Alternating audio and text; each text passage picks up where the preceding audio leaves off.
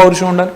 చివరిగా కేసీఆర్ గారిని అంటే పార్టీకి సంబంధించి కేసీఆర్ గారిని కేటీఆర్ గారు ఫినిష్ చేశారు, కేటీఆర్ గారిని హరీష్ రావు గారు ఫినిష్ చేస్తారు, ఆయన మేము డీల్ చేస్తామని చెప్పారు. ఏంటి అసలు ఆ ఫినిష్ చేయడం ఏంటి? ఎందుకు ఒకళ్ళకొకళ్ళు ఫినిష్ చేసుకునే పరిస్థితి వచ్చింది పార్టీలో? మాట్లాడిన సన్నాసులు చాలా మంది మాయమయ్యారు.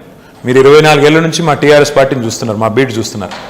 24 ఏళ్లలో చాలా మంది ప్రగల్భాలు పలికి పిచ్చి పేలాపలు చేసే సన్నాసులు అందరూ మాయమయ్యారు. వాళ్ళే అడ్రస్ లేకుండా పోయారు. కేసీఆర్ నిక్షేపంగానే ఉన్నారు, నిక్షేపంగానే ఉంటారు. రేపటి రోజున కూడా కేసీఆర్ గారి నాయకత్వంలో తెలంగాణ దివ్యంగా ఉంటుంది. మధ్యలో ప్రగల్భాలు పలికిన పిచ్చి మనుషులు మధ్యలోనే మాయమవుతారు. తప్పకుండా రేపటి రోజున కూడా మీరు చూస్తారు. 4 ఏళ్ల తర్వాత మళ్ళీ తిరిగి కేసీఆర్ గారి నాయకత్వంలో తెలంగాణ రాష్ట్రం మళ్ళీ ఉజ్వల ప్రస్థానాన్ని కొనసాగిస్తుంది. చివరిగా తెలంగాణ ప్రజలకి మా మహాన్ న్యూస్ ద్వారా మీరు ఇచ్చే పిలుపేంటి? మేము చెప్పేదల్లా ఒక్కటే, పోరాటాలతో సాధించుకున్న తెలంగాణ ఇవాళ దురదృష్టవశాత్తు పిచ్చోడి చేతిలో రాయిలాగా మారిపోయింది ఇక్కడ పాలన.